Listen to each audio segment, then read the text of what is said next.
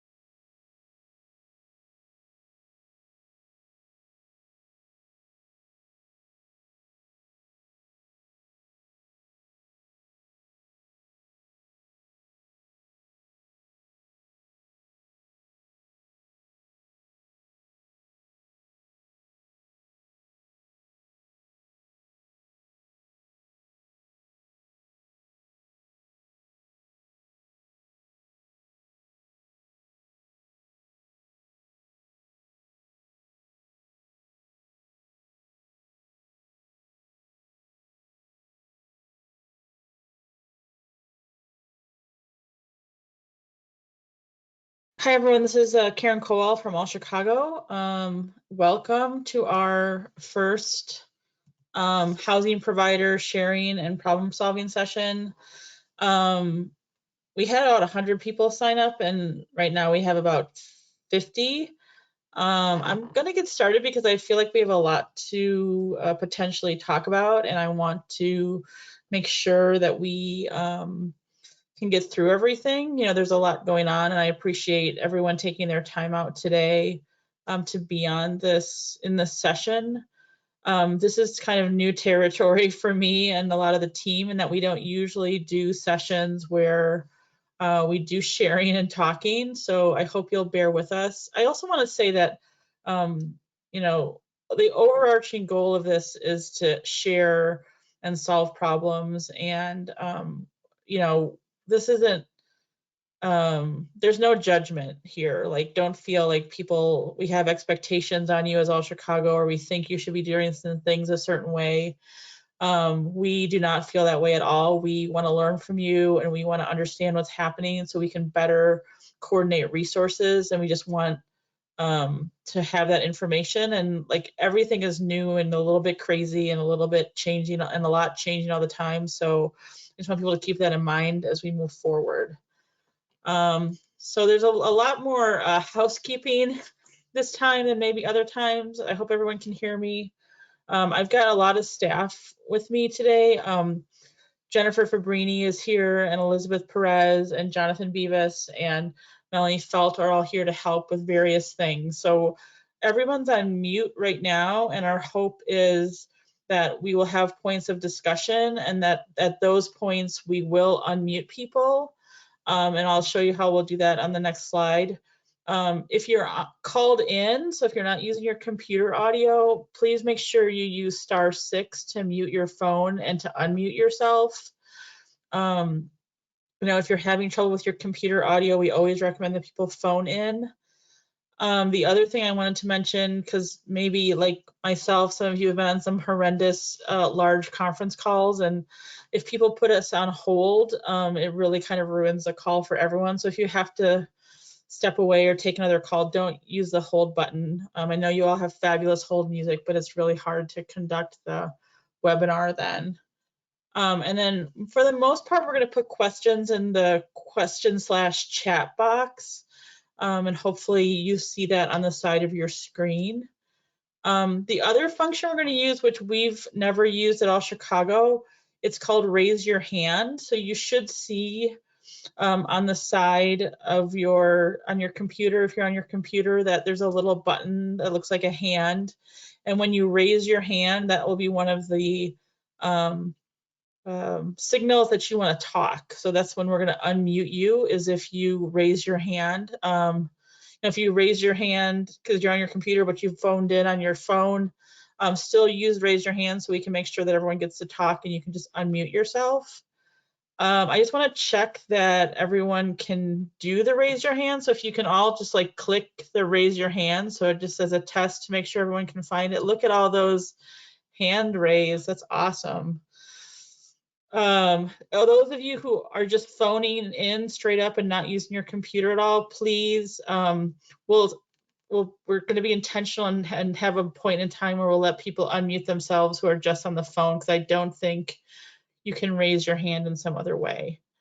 And so Elizabeth is going to be the muter and unmuter. So if you want to talk and you don't think you've been seen, also put something in the chat so we can make sure nobody's everyone has their opportunity to talk. And the last thing, again, is the question/chat box. So Melanie and Jonathan are going to be in monitoring that throughout. So if you don't want to talk on, out loud, feel free to put any comments or questions in the chat, and we're going to read some of those off, and we're going to consolidate things so we can hear from you and we can share from each other. So for me, that's one of the biggest points of this, is that sharing aspect. Okay, so I want to talk a little bit about, why are we doing this? So already through this, 2 week or 3 weeks or so process, Sherry, I see you got your hand raised. We have seen a lot of dedicated, we've heard that housing providers really felt they wanted some dedicated time to talk through things that housing providers are seeing. So for us at All Chicago, that's people who are doing permanent supportive housing, rapid rehousing, or transitional housing. So if you aren't doing those things, thank you for being with us. If it gets a little boring because it's all about housing, I'm sorry.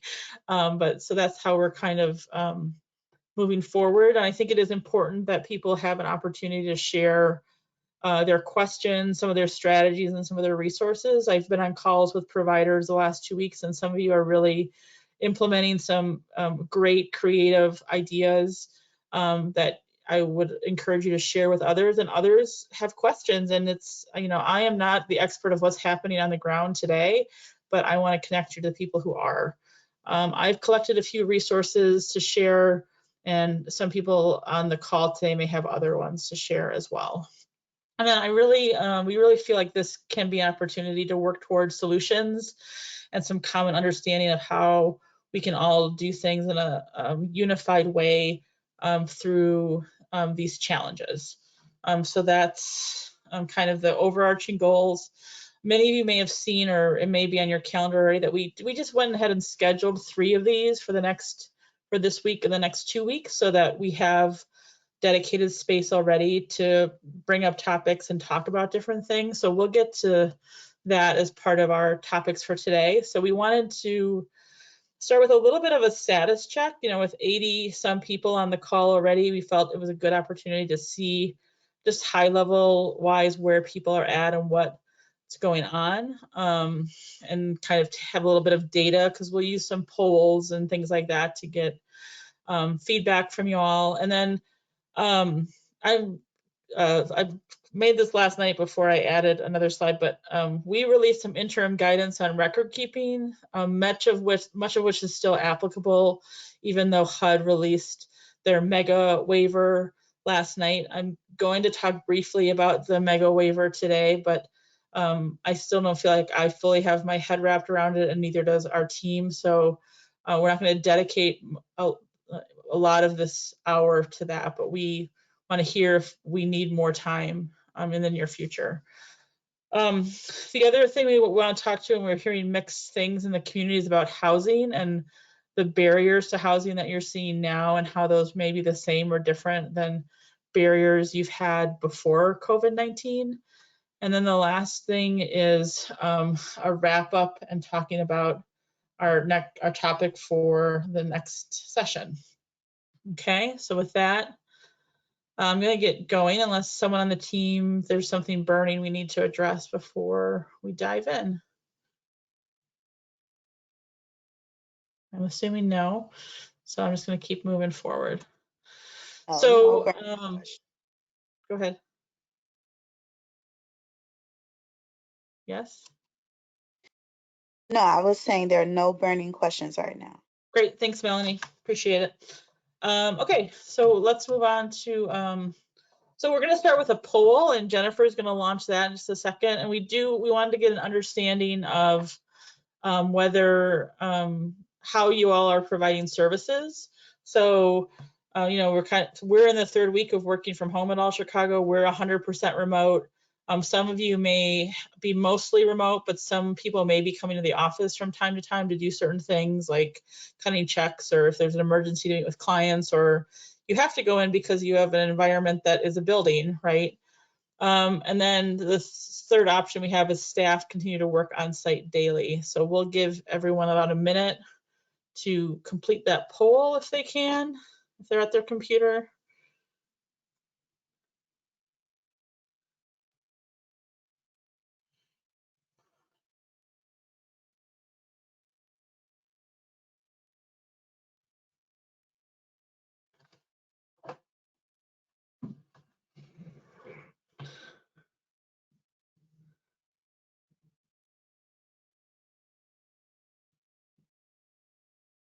Okay. Looks like we have almost 100% voting. 77% have voted. Give you a couple more seconds to kick that up.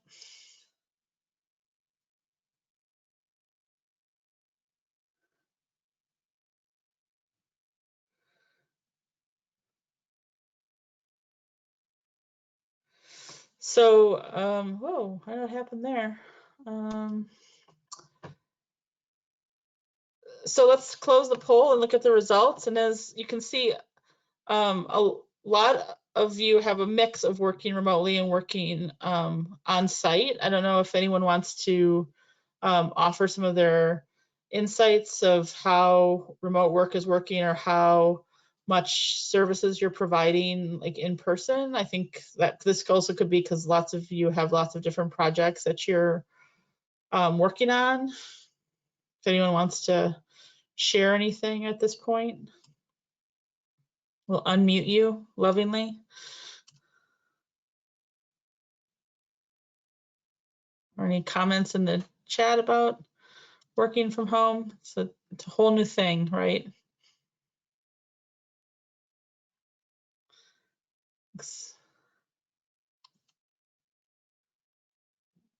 All right, Yolanda, I'm going to unmute you.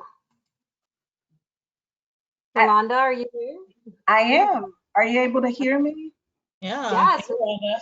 Yeah, I was just wanted to comment on how I answered the question with mostly working remotely from home, but also some off-site work from home. A lot of our staff are still assisting our most vulnerable permanent supportive housing residents in obtaining just the basic essentials. Some of them don't have toiletries, they don't have food, they're unable to get out. And so I think we've had to do some emergency provisions. And those, I think, are the things that have taken us away from working at home. Mm-hmm.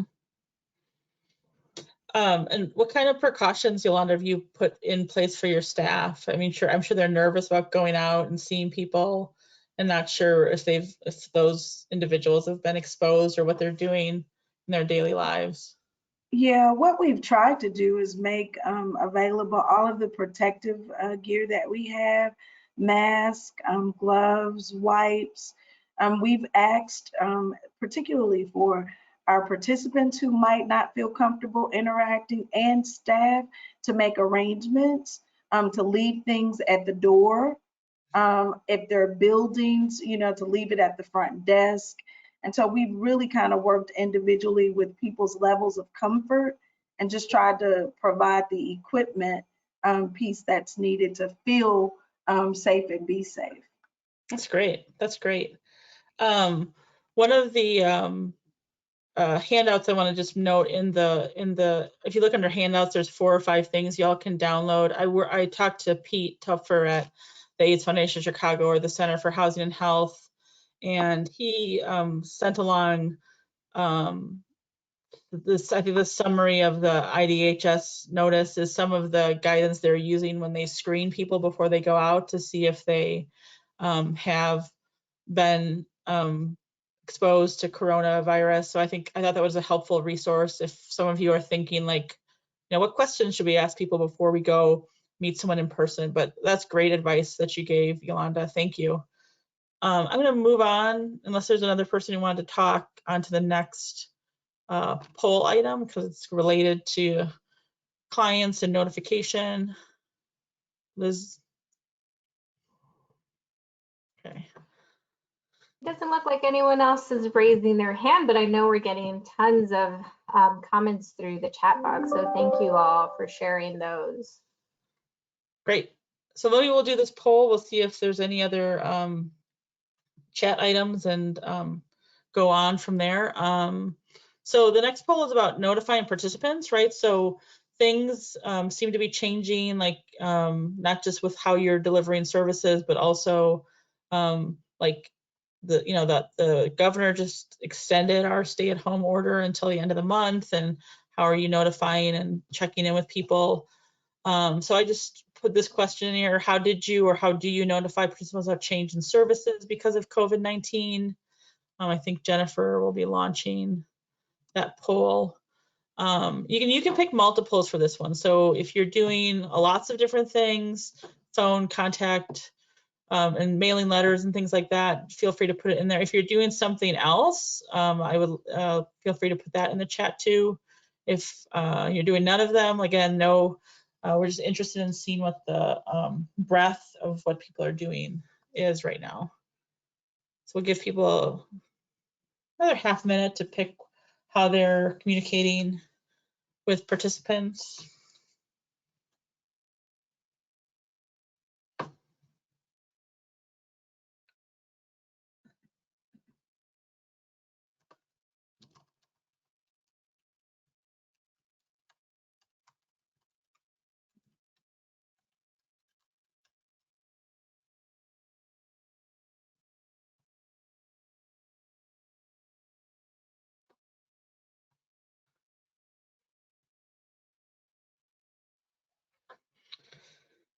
Okay, I think we're at about 80% then. So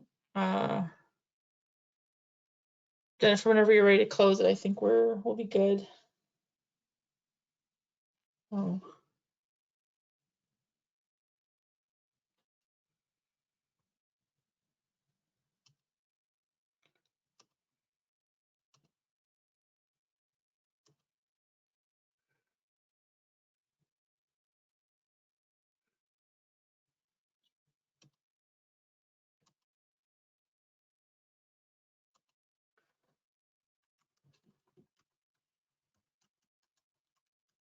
Okay, so looking at this poll and the results, it looks like we do have a lot of people using the phone, of course. That's, of course, the safest. Interestingly, I think a lot are sending emails to participants. Some are using letters as well. I think we're just all trying to communicate in whatever way we can. I don't know if anyone wants to talk about some of the challenges they're finding in communication. We've been hearing just anecdotally people don't have minutes on their phone, so that's been kind of a barrier for communication.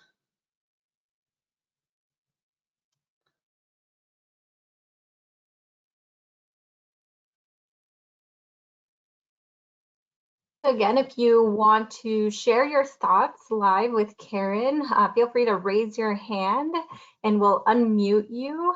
And if you're not able to do so, you can always feel free to enter them in the chat box. So I know Kim Davidson shared that today they learned that government phone plans are offering mostly unlimited minutes and have increased data. So thanks, Kim, for sharing. Kim, if you can type in from what agency you are with, so that way the audience knows that as well, we'd greatly appreciate it. From Deborah's place, awesome. Liz, looks like Sherry wants to talk. I'm going to unmute her. Go ahead, Sherry. Hi, I was just going to mention about the phones. One of the problems that we've had having are the ever-changing phone numbers.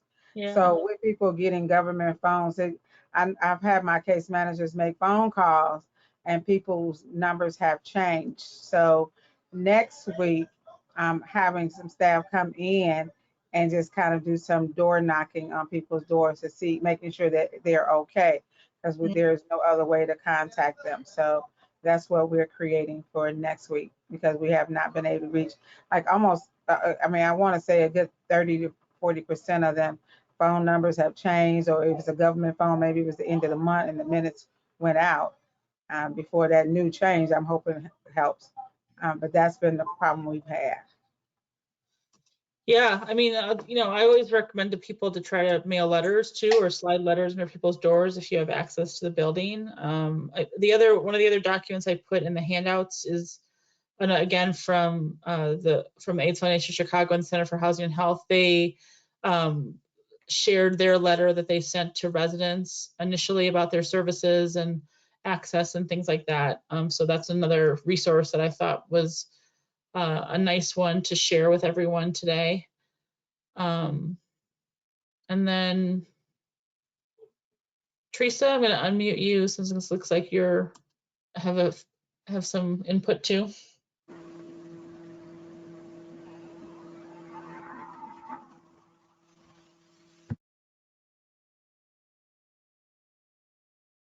No.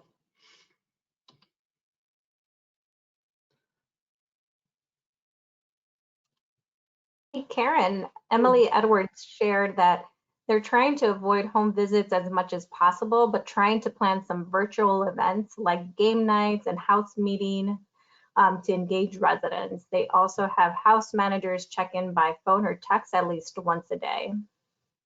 Great, great. Okay. Any other comments or people who wanted to talk?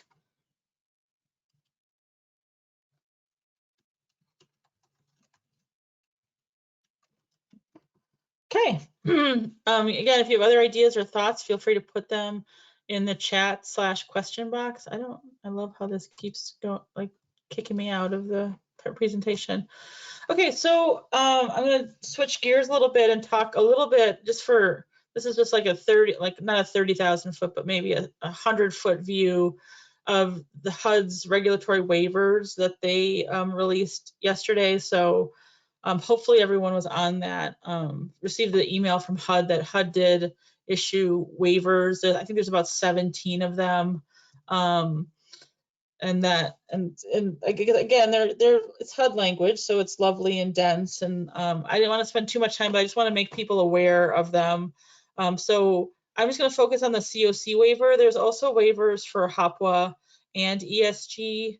In general, all of these waivers, the recipient themselves has to apply for the waiver directly to HUD. So if you have a COC program grant, then you are a recipient. And so if you want to apply for a waiver, you would do that directly to our local HUD office. And I pasted the email address in there. Again, all this information is in the notice from HUD. The information you need to put in the waiver is part of this attachment 1 of the memorandum, and that we'll put this presentation out afterwards, but that is the link that you can click on in order to get there. And then you want to apply for this waiver at least 2 days before you want to utilize it. So that's saying, like, if you want to start using it on Monday, you probably need to apply, maybe it was today, but today or tomorrow. I don't know how they're counting weekends, but again, like, I haven't memorized all the details. But you need at least 2 days. So if you apply, let's say on Monday, the first day you would be able to use it is Wednesday. And then one of the main expectations is, like, this waiver isn't just like, oh, you don't have to do anything. You still have to update all your program records with the documentation on the conditions of why you need the waiver and the justification for this waiver flexibility. So documentation is still important, right? HUD's not just saying, you're never going to need to document what we're waiving you on. So the types of waivers for the COC that are important are the fair market rent.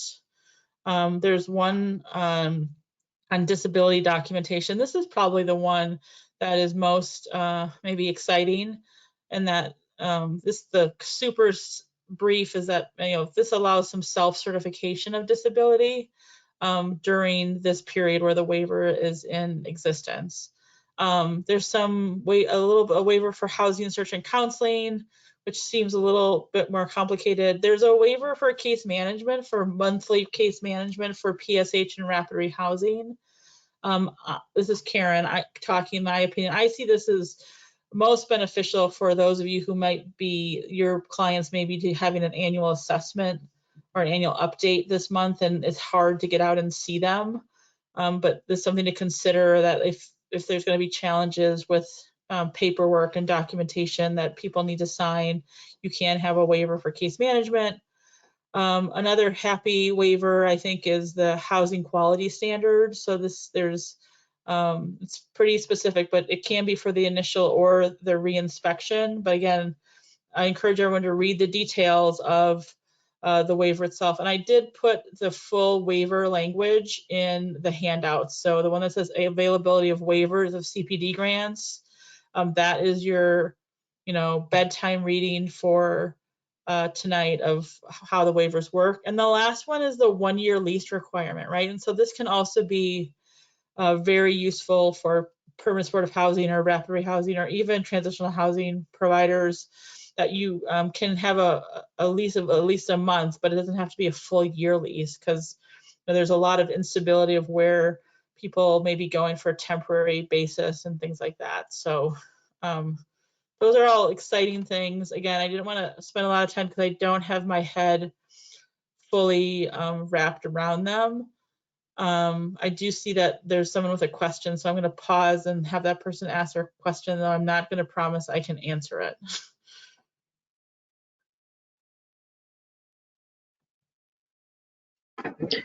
Hi, Karen. This is Pamela. How are you?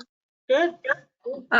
Nice to hear your voice. And I think what we've been giving case managers the option, if they can, to do annuals and other case management conversations over the phone. Yeah. And for those that they can't reach or find, because, for example, we have some residents that are relocated due to building renovations and that sort of thing. I'm just advising them to document their outreach attempts just like we normally would.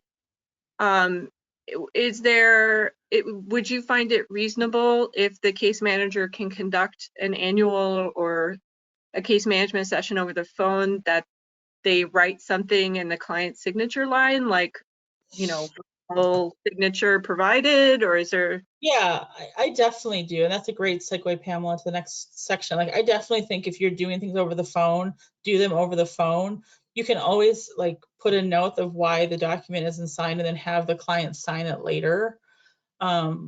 Which, that was a beautiful question to segue into Thank you. the interim record keeping protocol. So this is something that All Chicago I developed with our friends at the local HUD office, and they were really helpful in developing some interim record keeping standards, operation guidance. It's super wordy and that's a terrible title, but it's what we have. So we put this on the All Chicago website. I put it in the handouts as well. We were having some trouble with it downloading. So if you can't download that file, it's definitely on the All Chicago website. And I think the team's going to put those links in the chat box. One thing is like, this is interim guidance, right? And so like, you should use this until the emergency situation ends or HUD provides additional guidance. So with, Pamela's example, the HUD waiver is not real clear about like, what do you do if you need somebody to sign something for an annual assessment? So you could still use this interim record keeping standard in light of not having specific guidance. The guidance also ensures compliance with the record keeping standard that we all know and appreciate as HUD COC programs. And then this can and should be incorporated into your regular agency policies and procedures, right? So like everyone should have policies and procedures for an emergency, and part of that is like, how are you maintaining your records? The types of documentation that like All Chicago is recommending, if you need to have a record keeping standard, one is identification. Like at this point in time, like no one can get IDs or birth certificates or anything really, right? So like it's a beautiful opportunity to waive that need for eligibility, but you still will need it later. But if you internally need some sort of record that you tried to get it in order to move somebody into housing, then do that. The other one is income, right? Like you could use this guidance and the protocol for income. Disability, as we mentioned, the waiver that HUD released would like, I hate to use the word trump, but it does trump any interim guidance. Perhaps for homeless documentation, like of course we hope that a lot of your homeless documentation is just coming out of HMIS, but if there's things you're trying to get from other sources like people to confirm someone else's homelessness, like you could use this standard for that. Housing inspections, as I already mentioned, but I took that off because the HUD guidance, the HUD waiver is there, so you should be utilizing that. And then annual assessments and service plan updates, like Pamela's question. I think this is kind of a little grayish for me because, you can get the case management waiver, but if you're still trying to talk to people over the phone and doing telecase management, I mean, then all you're missing is the signature. So these record keeping standards can help you show your attempts and the reasons why you don't have a signature for any audit in the future. And then leases, interestingly, on like some of the national office hours calls, there's a lot of questions about signatures. And so it is perfectly acceptable to have use an electronic signature. Is perfectly acceptable from HUD's view to have someone sign something, have them take a picture and have them send you that picture. So, in a crisis, we all have to do the best that we can, but also it's an opportunity to be creative and try things that maybe you've always wanted to try and you haven't been able to. So, use electronic signatures, right? Have someone take a picture of their lease or take a picture of a document you needed them to sign and have them send it to you. But knowing you'll get the real document later. So I just wanted to go through this protocol really quickly with you. So the first part of it, of course, is you need to establish an emergency record keeping protocol, right? And so this is something you as an agency can write. I mean, we've on the All Chicago website, and I think Jonathan will drop the sample in there. We do have a sample record keeping procedure that you can follow. So you should have something written down on how you're going to do this is the main point. The second step is like the emergency has to be declared, right? So we're already in the middle of an emergency situation with COVID-19. So we're already there, but someone at your agency has to declare that this happened. And that's just kind of one of the documentation pieces. And then you should already be operating your emergency policies and procedures. And this emergency situation should be, the record keeping protocol should be one of those policies and procedures. So, and then you need to determine what types of documents are impacted. So that other list was not necessarily exhaustive, but you as an agency should determine which types of documents are impacted and need to be included in your emergency record keeping protocol, or whatever that emergency is, right? So right now we're all in COVID-19 and there's definitely challenges, but you know, you could use the same document and logic if like you had a fire or a flood or whatever, and you have to like change the way you do business because of an emergency. So the first thing to, so you're declaring the emergency, you're writing down what types of documentation are included on it. And really one of the critical points is what we're calling this emergency record keeping template. So in the policy, if you have the PDF, it's like the last page. We submitted a Word one, so you can edit it and make it your own as well. So you'll see on that form that you need some sort of template to say, like, this is the emergency situation, right? Right now we're in COVID-19. Everyone's on stay-at-home order based on the government, based on the governor's decree. You know, you want your authorizing official to sign and date it. That could be your CEO, it could be the president of your board, it could be whoever. And then you need to describe which policies are included. And then you need to describe or record all the efforts you took to maintain those records during this process and the reasons you weren't able to obtain the documentation. So if we're talking about something like income, like whether someone has Social Security, right, you could document like your attempt to call the Social Security office and maybe nobody answers, or you know, you have an appointment that's many weeks in the future. So you can document all of those things that you're trying to do to acquire the documentation. This could be case notes, it could be a letter, it could be emails. If you're doing it in case notes, we're recommending that you talk about what the situation is, that your emergency protocol is active, the relevant dates that this is all happening. And then you place that, all that documentation into the file, right? So you're collecting all these attempts. You know, we envision this as like stapling it to this template, right? And then you staple everything else. You know, then the emergency situation ends, right? Someday we'll be finished with COVID, and then you have to go back and get all that documentation for the most part. And so then once you get the documentation you need, like the income verification, then you can staple all of these items together, your emergency protocol template, and then all the supporting documentation to it. So that's the quick version of that. Like I mentioned, the PDF has a sample protocol that you could adjust for your agency, and it has a sample template. I mean, I look at the template as like the cover sheet. So you have this cover sheet for each type of documentation or for like each situation. And so you're seeing very clearly all of your attempts to get the needed signatures or documents that you need. I'm going to pause there to see if there's any questions or feedback or joy about this. There's always joy, Karen. Thanks, Dawn. Right now there's, let's see. Yeah, there are no questions right now, just comments from Great. earlier. I don't see anyone who wants to talk, so.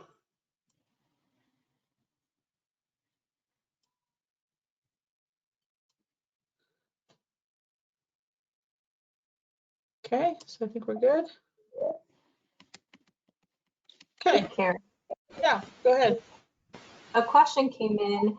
If all of these protocols in general, or if we apply for a waiver, is the question that Matthew posed.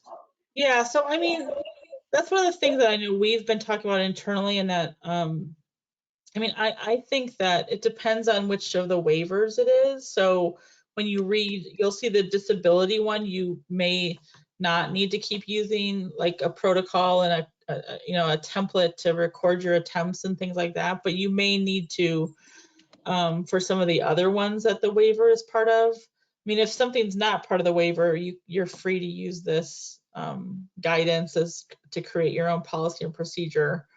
It's a little bit of like the timing of this the waiver coming out yesterday, and me and my team not having enough time to like really dig in and see how this all interconnects. But I think like you're always safe with using like a protocol and a cover sheet to document like your attempts and to save those attempts to receive documentation.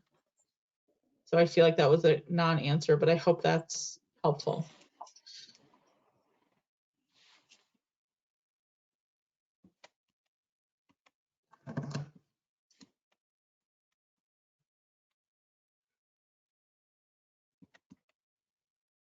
Any other questions or chat? No? We have another question from Joy.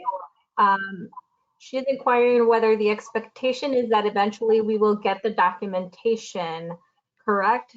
I am thinking about situations in which people self-certify and later we find out they are not disabled or were not homeless.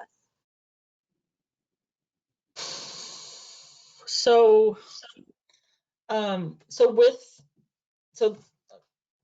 going to talk about the disability under the waiver. So my initial reading of the waiver for disability, if you apply for it and you have it, is that people can self-certify and that will be sufficient, and you will not have to get additional documentation, is how we're reading it today. But Joy, I would encourage you to read it yourself. But if it's like, if you're doing like the homeless documentation and you're deciding to use self-certification because you've exhausted all of your attempts to get the document, I mean, that's why it gets a little hazy, right? Because we're in an emergency. If it's a shelter or a person, like they may not be accessible for a lot of different reasons. So you could utilize this protocol for attaining the homeless documentation and to show all of your attempts and tries to get it.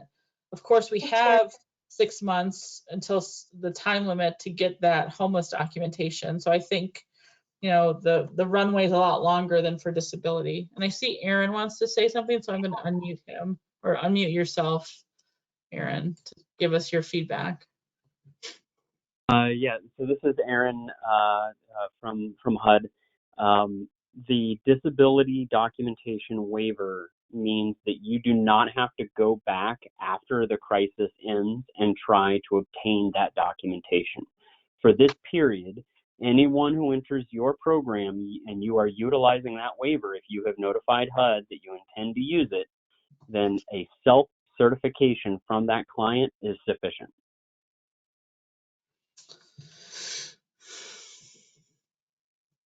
Okay, Joy, I'm going to unmute you. The moderator has muted the conference. This line cannot be unmuted.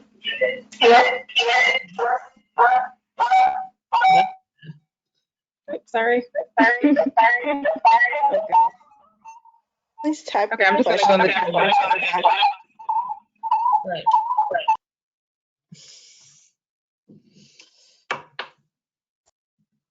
There is a question from Matthew. It says, are all of these protocols in general, or if we apply for a waiver? So we did the protocol before the waiver came out. So we wanted to provide general guidance for how you can keep the record keeping standard during an emergency situation. So now that the waiver has happened, I'm just going to go back a couple of slides to that's why this was our list of initial documents that we thought this interim record keeping standard could apply to. But since the waiver came out, we feel like disability and the housing inspections, you should utilize the guidance for the waiver. and not utilize, like, and not include those in this record keeping standard. It's complicated right now, and so like we're happy to like answer questions offline. I mean, we are trying to just provide guidance so you can have some structure to maintaining records during an emergency. Like we don't, yes, like we want to help talk you through some of the things, but like we just want to have some sort of process so you're keeping track of all of your attempts of things. So when someone else comes back for an audit, they can understand why certain documentation may be late based on the timeline that it's supposed to be on, or may not have been there at entry or things like that. Let's see if there's any other questions.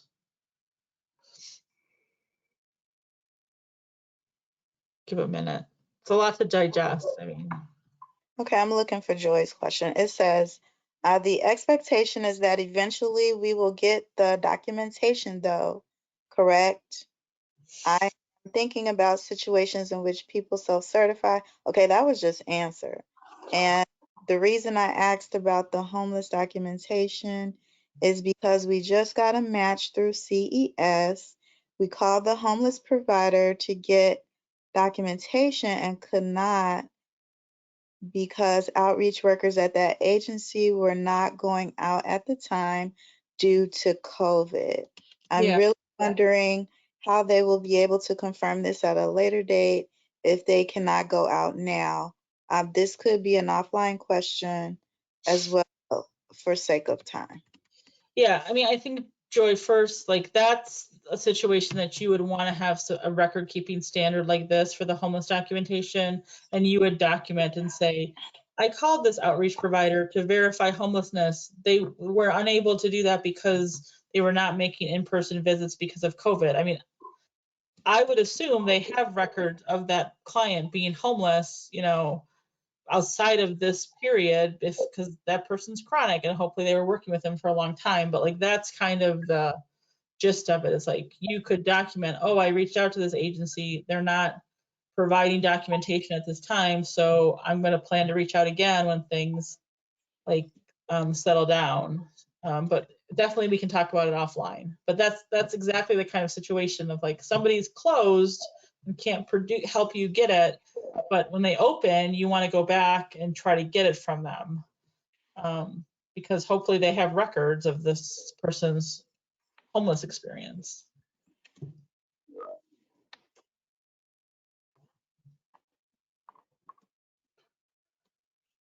Okay, so for the sake of time, I do want to get through the barriers. These are all great questions, which I knew we would have. So we wanted to go into a little bit of barriers to housing and talk about how if people are still housing people. So one of the things we wanted to see was, and Jennifer just launched the poll of like how many units are currently available in the system. So then this is again, how many units or vacancies you have across all of your projects, wherever you fall in these buckets. I know many of you have multiple projects, but just kind of wanted a sense of how much like units that we're talking about, or how much availability we have to start off with.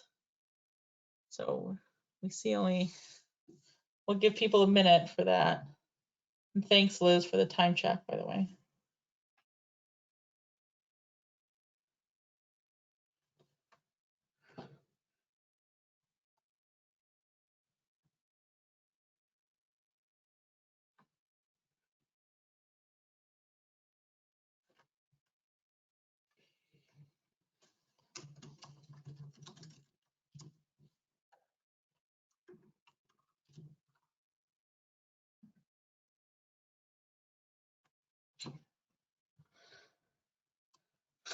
Okay, well, about half of you voted. I'm assuming some of you don't have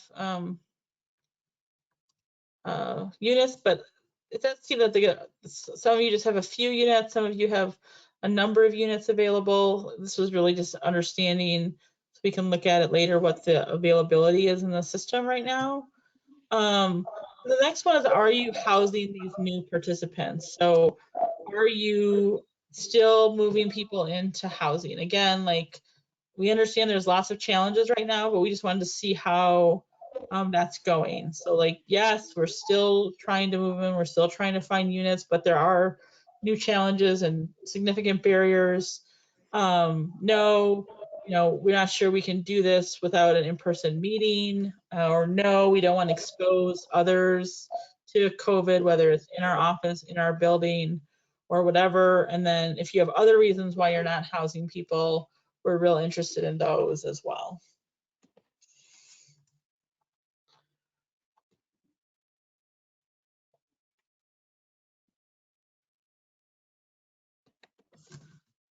So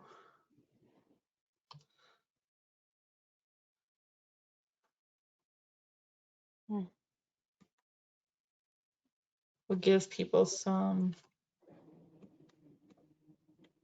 see if we can get back up to 50 like the last one, see how we're doing. Some of you who don't have units, of course, won't be voting, right?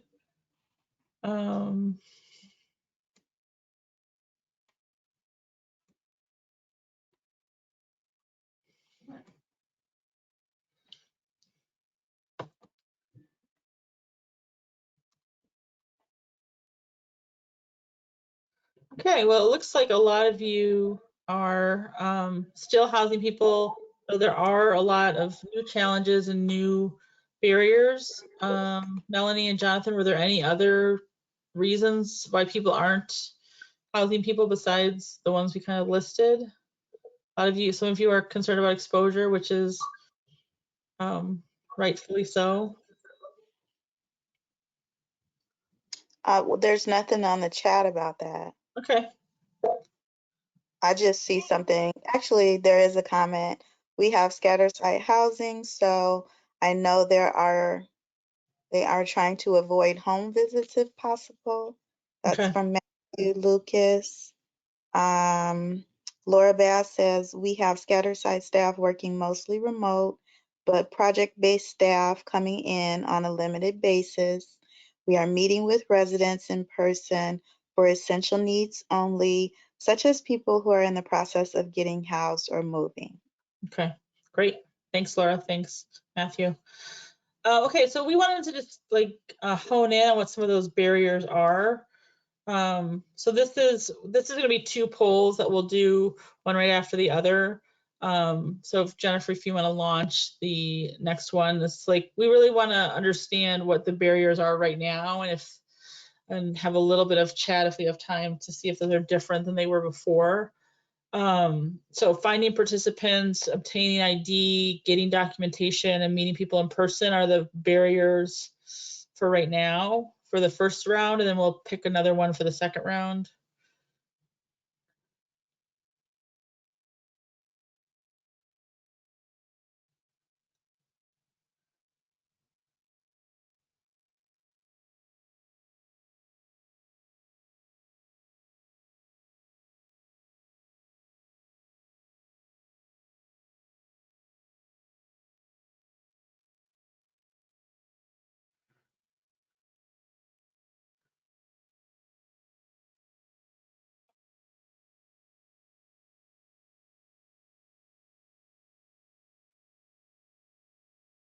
Okay, I think we feel like we can round this one out. We will. It looks like, for the most part, we're seeing that meeting people in person is the biggest barrier in this section, and then followed by documentation needs. So keep that in mind as we do the second part of the poll, which is around more of like finding landlords. Waiting for Jennifer to launch it. So the second one is mostly about finding landlords or units. Landlords aren't showing units. We've heard this from partners. Housing inspections are a barrier. Are people holding units in case they need to isolate someone, or like many of you don't have vacancies, and that's totally cool. Please unmute Laura Bass. She has a comment. Great.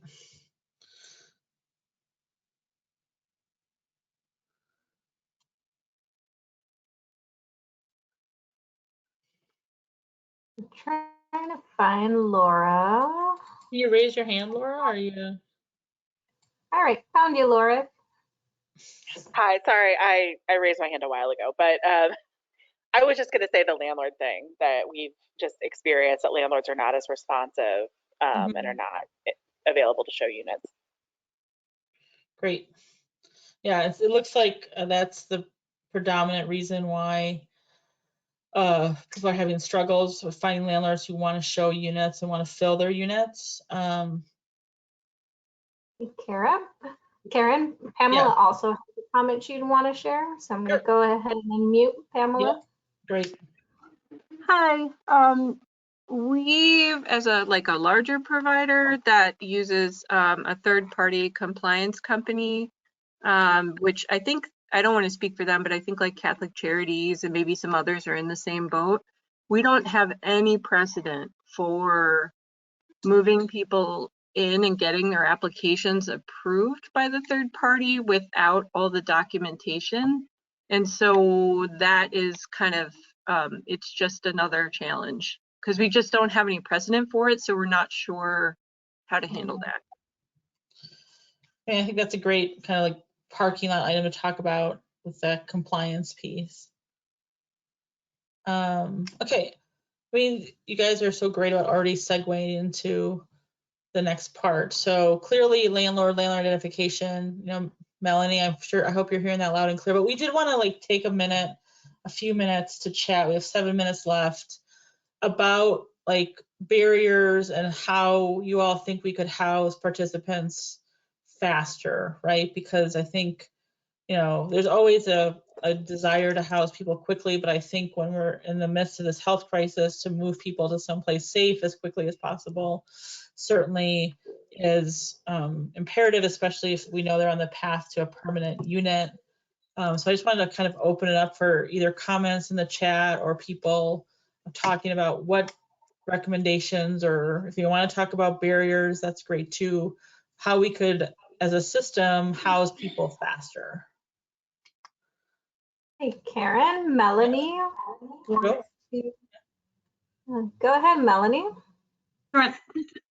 Yeah, so this is Melanie from New Moms. I know we're not alone. I know there's been some meetings around, but the issues around CHA and their process and not allowing us to go directly from coordinated entry and just them not, them moving remotely has also created problems. So I don't know what advocacy the COC can do to ensure that CHA is working around their own protocols at this time, because I think that's, quite frankly, for us and probably the others who've been in some of those meetings, CHA's own systems continue to hold us back, and now it's just magnified by this new issue.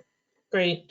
I was going to ask, like, if people have the same challenge that Melanie does with the CHA, if you just want to note yourself either in the chat or raise your hand quick, like, I would like to just understand the breadth of that challenge, so we, like Melanie said, provide some advocacy and keep talking to CHA about how they can maybe possibly change some of their protocols to house people faster, right? Or at all, right? Great. Does anyone else have a comment? If you're on the phone, feel free to unmute yourselves about how we can house people more quickly. I'm not sure if everyone is aware there is a housing availability database that has been compiled. So if anyone needs additional leads for available units, you can request to be added to the listserv by emailing me at mfelt@allchicago.org. Great. Thanks, Melanie. Any other comments about how to house people faster? We've been thinking a lot about bridge and if that's a viable option to put somebody quickly in a bridge unit, and then so we know where they are and they're safe, so before we move them into a regular unit.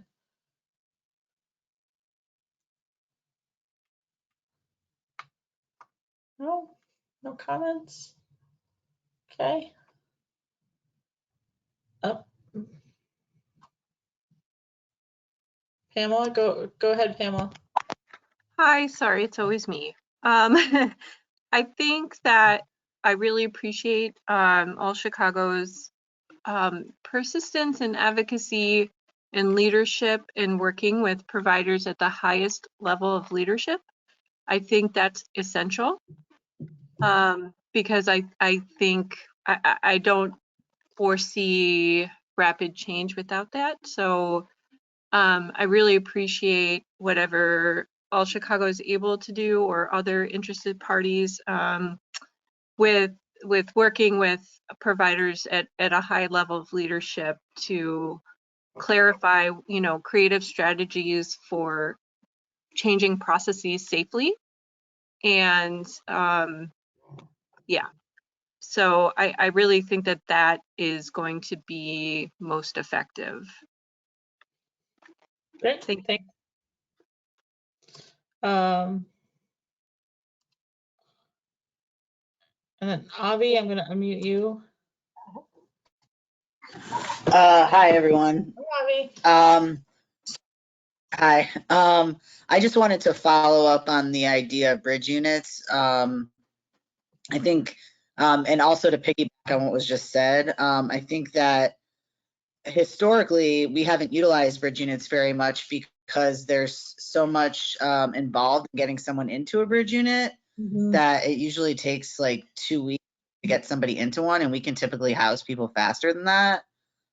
So I think the only way that a bridge unit would be helpful is if we could allow people to move into those units more quickly.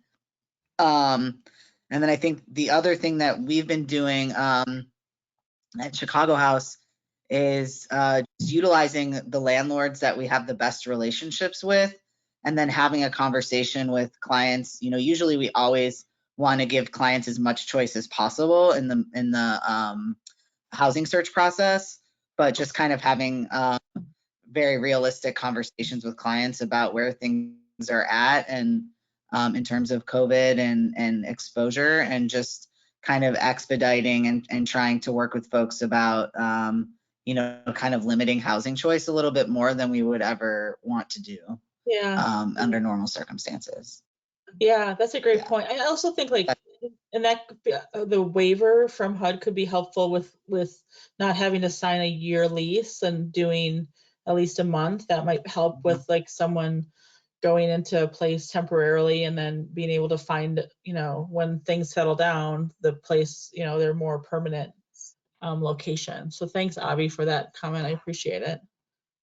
So we're at 3:30 and we missed our window. This hour went by, it flew by for me. I hope it did for you, and I hope you found this useful.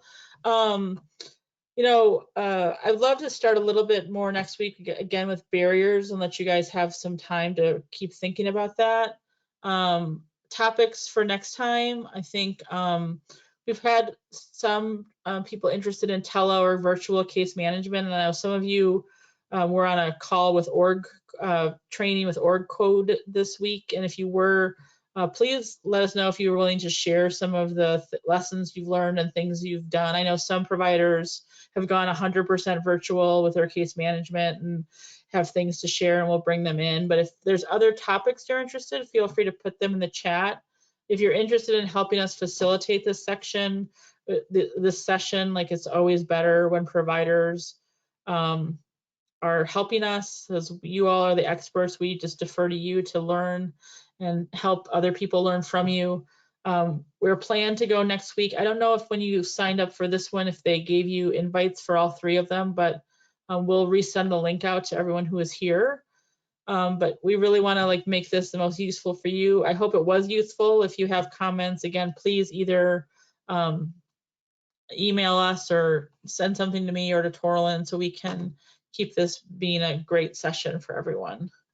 I can stay a few more minutes, of course, and so if people have other comments, they're welcome to stay, though I want to respect everyone's time, that if you need to move off to your next call, because I feel like it's a lot of calls now that we're all working remote.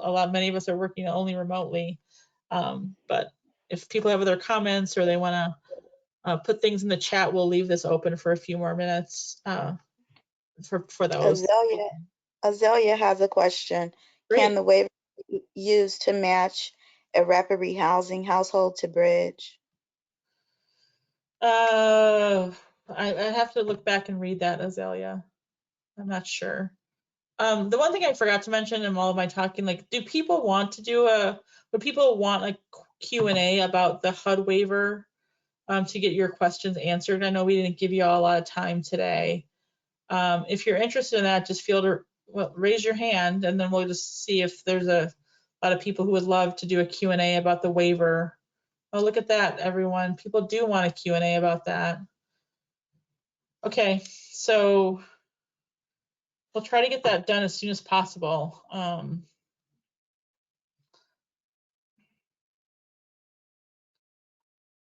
Maybe Monday afternoon. So we'll see. We'll try to schedule that as soon as possible and get that out to everyone. We may do it on Tuesday so we can do our weekly webinar for the community and then make sure everyone who wants to be on it is on it. There's another comment from Julie Nelson. It says, what was the webinar on virtual case management that Karen mentioned? Would love to pick it up. It was something that Org Code did, Ian DeYoung's group. I know Torlin, I sent Torlin to it. He has some notes. So Julie, if you want to connect with him, I'm sure he can give you the summary or any resources he got through that. We, again, like, I haven't even had time to debrief with him on it, so. Okay, there's one more. When do you expect the HUD SNAPS office will release further guidance? That's Matthew Lucas. About the waiver? It says the HUD SNAPS office. So no further guidance. I'm not sure. Maybe it's regarding like food stamps. Is that SNAPS? No, SNAPS is yeah. So Matthew, if you could clarify whether you mean about the waiver or you mean about,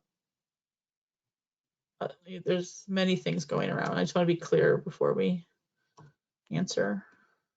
So one thing that Taylor shared is if anyone hasn't been on the weekly calls with SNAPS, it takes place every Friday, and we imagine they will be briefing us on the waiver. So those are the HUD SNAPS calls that occur. Yeah, great. I thought Kimberly Young had a question about extensions of stay because of COVID-19. Kimberly, we'll put that in like the parking lot to follow up on. And if we can't find an answer, we'll ask an AAQ about that. I know I've heard that from other providers about whether people can stay past their 24 months. So we'll just see if something's already written about that. That was not part of the waiver, so people know. I think people hoped it would be, but it's not. We will send out a recording of this once it downloads slowly from my computer. Oh, I think Kim's talking about the tele case management one. Yeah, we'll send out resources for that for sure.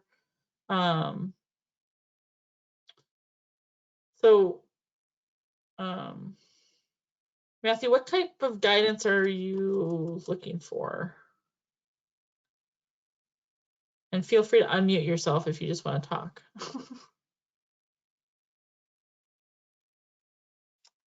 Oh, so you're talking about our guidance. So yeah, so Matthew, that's a great question. So like the record keeping guidance we gave, like you can use that for whatever documentation like you feel you need it for. But HUD did give waiver guidance for certain things like housing inspections, like disability documentation, and because that waiver exists, you need to use that. So if HUD releases another waiver and it includes things like income verification, then you would use that waiver. Okay, looks like I answered you. Sherry asked how many people can be on this call, today's call. We could have like 500 people on this call, Sherry. But I think we had about 80, so great job. Are there any other questions or people who want to talk? Again, like if people need to piece out, that's great. If people have other questions or comments, like I'm happy to take those.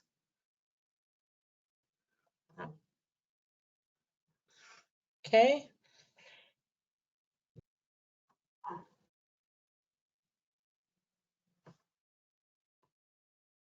All right, I'm gonna give another minute and see if anyone else has a question.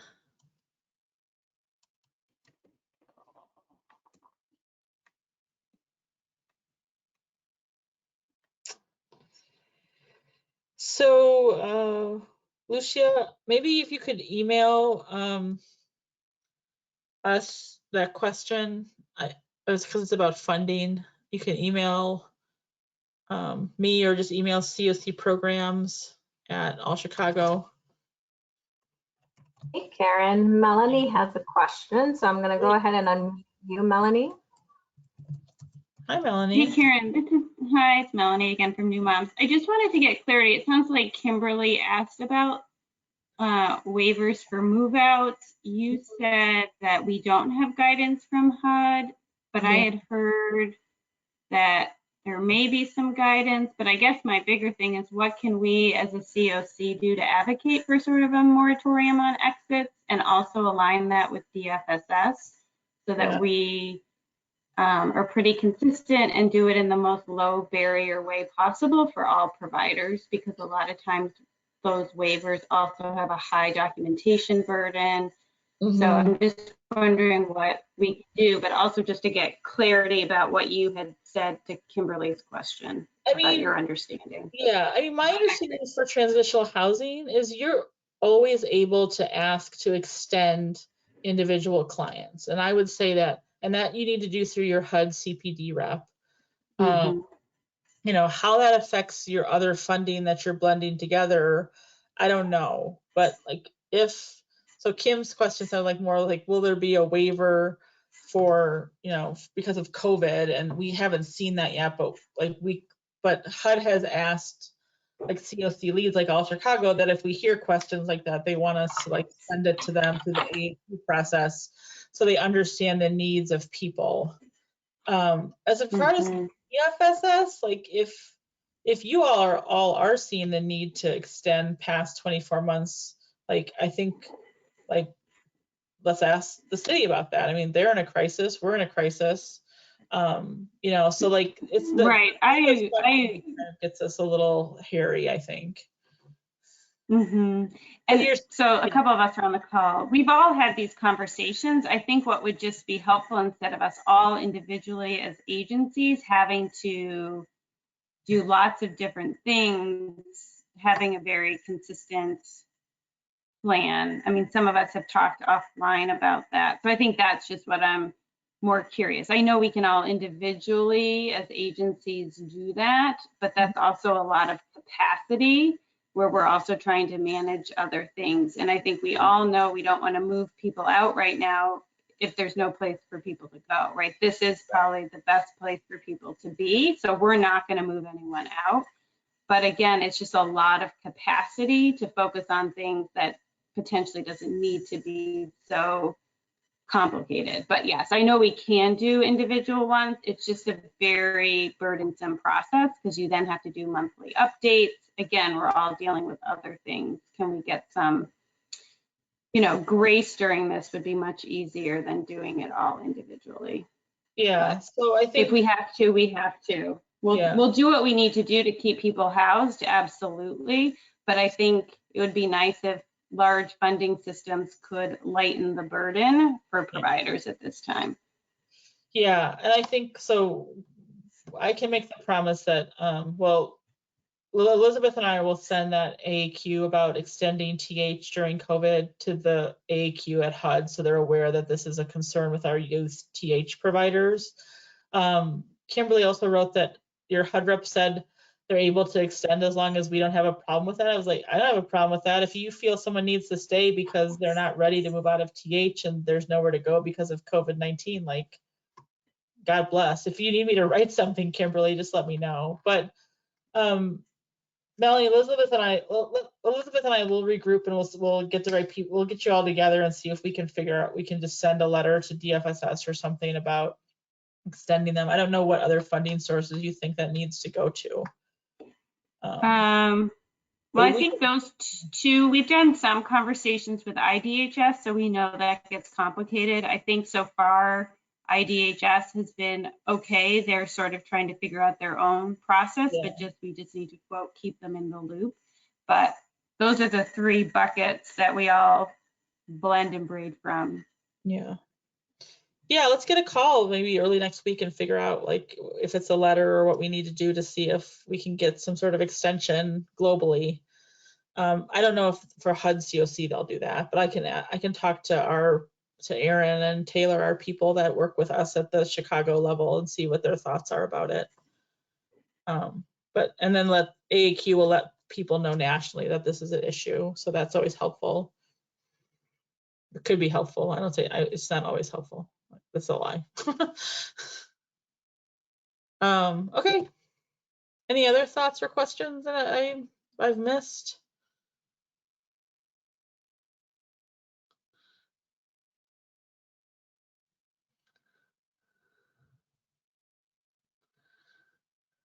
Okay. Well, I'm gonna end then. I don't see anything that's yeah, HUD actually already said about the waiver. Okay, go ahead. Okay, I'm gonna end. Thank you all for attending. Hope to see you all next week.